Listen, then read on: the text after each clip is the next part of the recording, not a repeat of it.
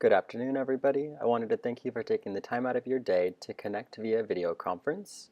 As some of you know, my name is Drake George, and I have been taking a look at Nike's organizational structure in order to identify strengths and weaknesses for the company, as well as taking the opportunity to learn more about Nike myself.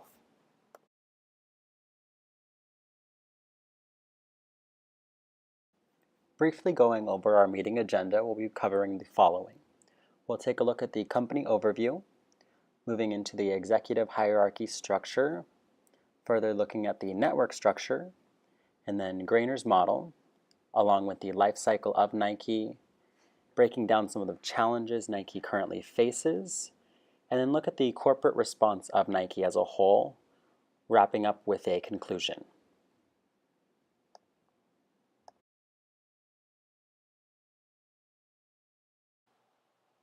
In the 1960s, Germany's Adidas and Puma sneakers dominated the global market on every level and in every sport. American businessman Phil Knight was convinced that the way to compete with the Germans was to introduce cheap but high-quality running shoes directly imported from Japan. And though he had a great idea and his plan was solid, Knight didn't have the money to achieve his goal. Moving forward, we look into the year 1964, where, after finalizing a deal in Japan, a partnership was created under the name Blue Ribbon Sports with an investment of $500 each. In 1971, Nike's swoosh design logo was created by Portland State University's graphic design student Carolyn Davidson when asked by Knight. In 1972, Nike made its debut in the U.S. track and field trials in Eugene at the University of Oregon. By 1980, Nike had completed an initial offering of over 2 million shares of Class B common stock. In the year 1984, Nike signed Michael Jordan to an endorsement contract and released the first model of his signature shoe, the Air Jordan. Now, originally the NBA had banned the new shoe, drawing a tremendous amount of publicity to Nike. The introduction of the Air Jordan shoe has been quoted as a key event in the success of Nike in the industry. And by the year 1986, Nike's revenue had surpassed $1 billion. Then, in 1988, Nike introduced the slogan, "Just Do It," which is recognizable worldwide today.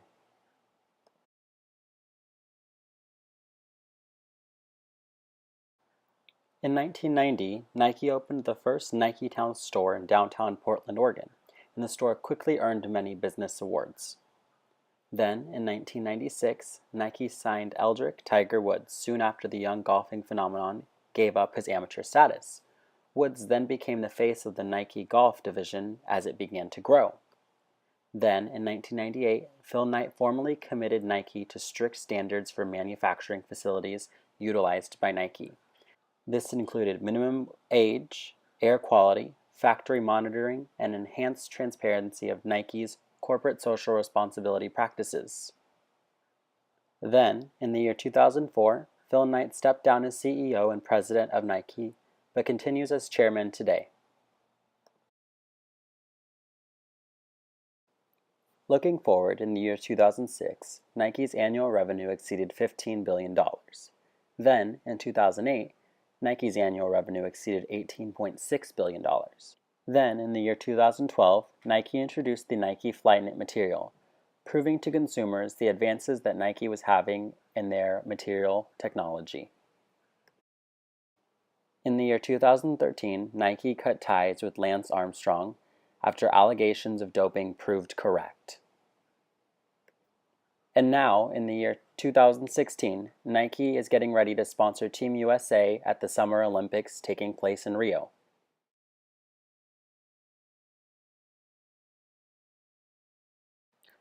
Nike currently employs over 48,000 people across the world. When we look at the organizational hierarchy structure, we can identify 3 tiers at the highest level of management.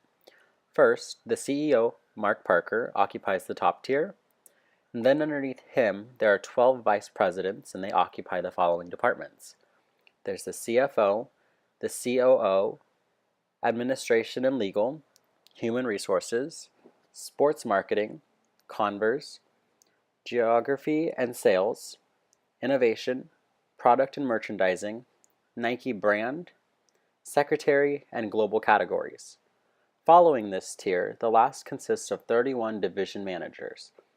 These individuals all report up to only one of the vice presidents.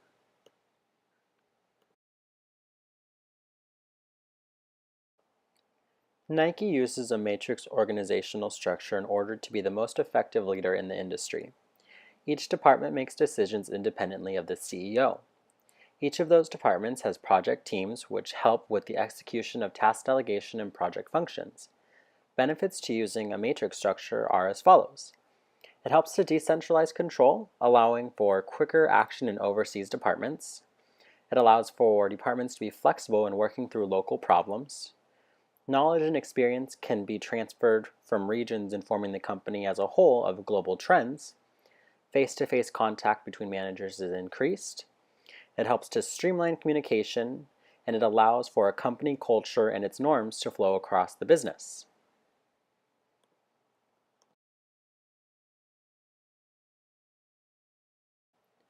When looking at the previous benefits to the matrix structure, we can also see how this easily translates to departments at Nike operating organically.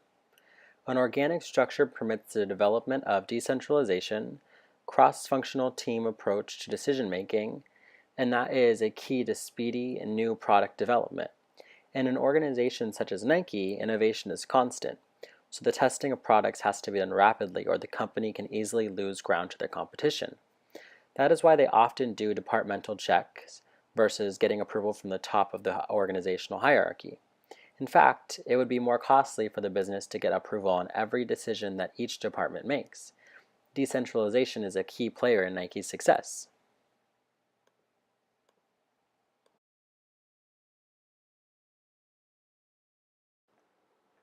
Further research into Nike shows that the company falls in line with the differentiation model. With qualities such as product innovation, technology development, and high-quality products, Nike is able to market themselves differently than competition.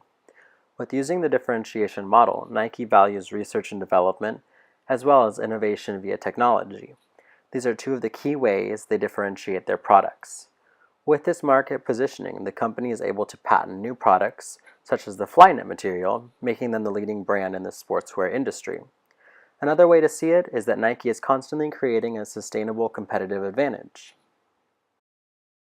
Nike has higher prices than most of their competition, but in the way of building their brand, this pricing has become a core competence. The higher-end pricing strategy does not turn off consumers from their products. In fact, consumers most often feel it speaks to high quality and associate the brand with a higher worth. With simple commercials such as the one being displayed, Nike creates an environment that their customers want to take part in.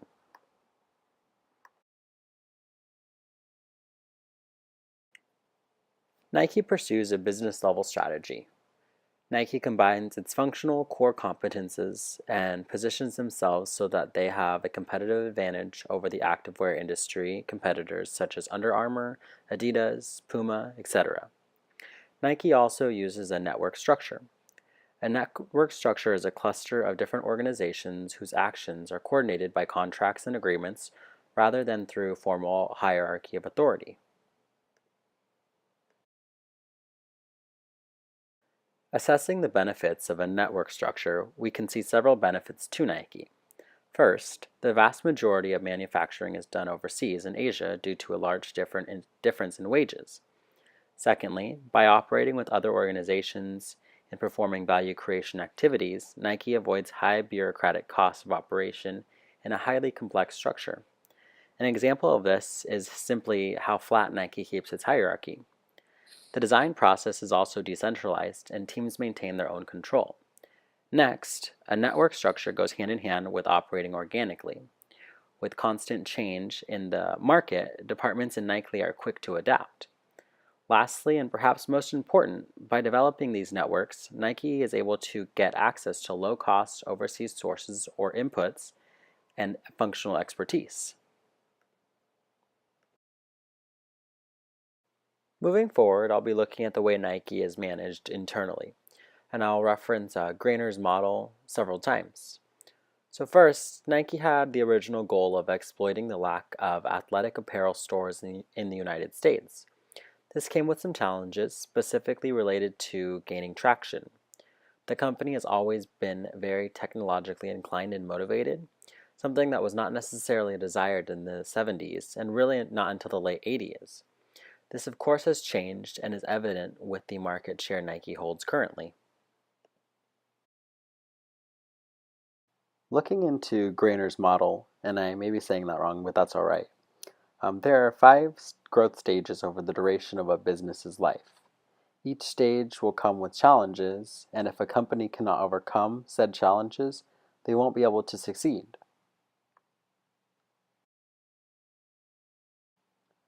First is the creativity stage.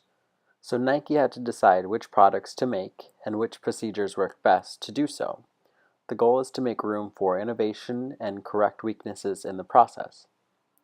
Second is the direction stage. Here is where Nike has decided which organizational structure to implement in order to satisfy employees and simultaneously increase productivity.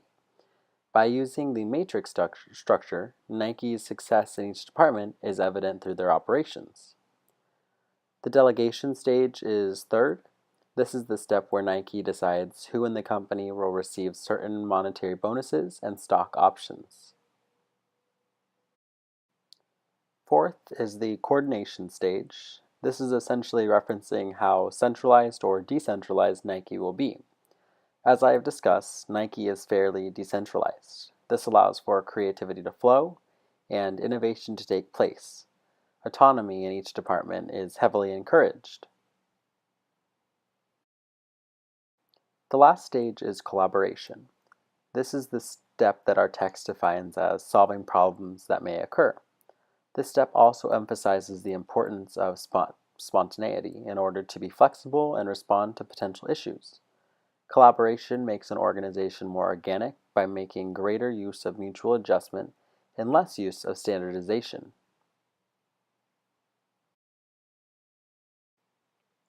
Looking at the life cycle of Nike, we identified Nike in the growth stage. This is a bit tricky for such a large company who is constantly innovating and redesigning components of their image. It is also what has helped the company from declining. In the fourth quarter of 2015, Nike had a 5% increase in revenue. Nike is considered in the growth stage as they currently own over 50% of the market share and have the potential to obtain more. We could also consider Nike to be teetering on the edge of the maturity stage. That is a difficult decision to make because Nike has not shown any reason to see them declining in the future, or plateauing for that matter.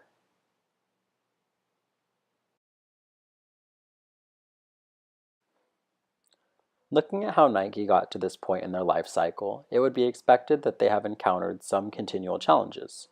One challenge our group identified was keeping costs low, as it is often a concern for many mass-producing organizations. Along with cost challenges, two problems Nike has encountered include the following: overseas labor practices and athlete endorsement scandals. First, Nike's experience with controversial practices overseas began in 1991 when it was discovered by consumers that Nike outsourced to sweatshops. This greatly affected Nike's image, as the following year, protests over Nike were held at the 1992 Olympics. Taking a public platform, Nike has had to cope by implementing the Fair Labor Association in 1999. Then, in 2005, Nike became the first in the industry to publish a list of the factories it contracts with. This controversy has continued, but the difference now is the way Nike reacts to such findings. Nike's had to cut ties with factories when they discover unfair practices or unsafe environments. They will then publicly announce their findings. This strategy retains their honesty with customers, but also prevents further scandals from being aired out without their acknowledgement. Secondly, Nike executives occasionally have to react to endorsed athletes who have public scandals. Nike evaluates occurrences on an individual basis. For example, scandals involving drug usage vary based on the duration of the drug use, the type of the drug used, and the platform on which the drug is exposed. Recently, tennis player Maria Sharapova failed her drug test for the Australian Open, so Nike had to suspend their relationship with her. They didn't cut ties with her because this was her first time it had happened and she had not had a scandal like this come out. Whereas when Lance Armstrong had his doping scandal come out, he admitted to using for years, resulting in the loss of his many titles. They decided to cut ties with him because of the lengthy duration of his usage and the size of the scandal. Lastly are the more social scandals. Tiger Woods had many scandals revolving around affairs. For instance, Nike decided to retain ties with him. In fact, they created an ad that came from an angle of redemption. So the ad was used to humanize him, involving Tiger Woods' father and his voice questioning Woods as if to ask if he had learned from his mistake. Executives at Nike evaluated these different criteria before making such a large decision, as if they choose to no longer sponsor an athlete, there is potential for customers to question Nike's credibility. The takeaway from these examples is just how precisely Nike handles any scandals within the organization from the top. Nike does background checks on athletes before endorsing them, as well as looks into their social history, but oftentimes it is nearly impossible to tell if an athlete will partake in any inappropriate activities during their contract. Nike's executive staff comes together when a scandal is unveiled. By evaluating the situation, those it impacts, and what activist-type groups or other are pressuring Nike, the executive staff must make a decision whether to retain, suspend, or terminate a contract with clients. Though not able to please everybody, Nike has built trust with consumers, meaning they can often come out ahead of the scandal via the C-suite's decision-making process.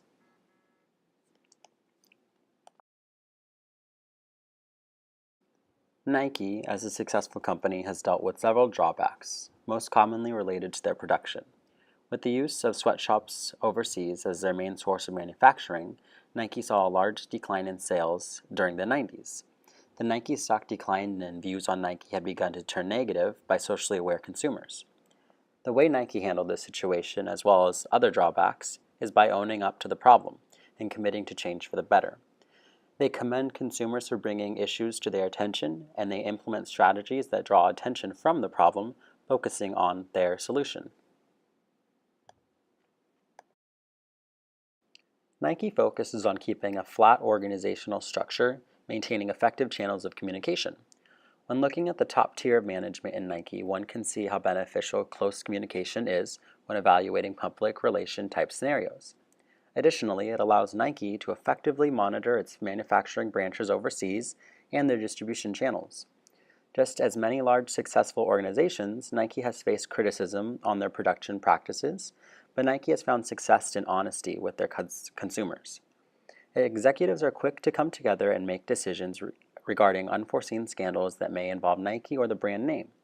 The way Nike has structured their organization is based around the organic nature versus mechanistic. Their success has been demonstrated through their resilience with endorsed athlete scandals and quick decision-making processes of the executive team. Nike maintains open communication with their consumers after learning this strategy was the most effective to retaining consumer support. I just wanted to thank the Nike executive team for allowing me to research their company and understand more of the organizational structure and the way that they implement practices throughout the organization.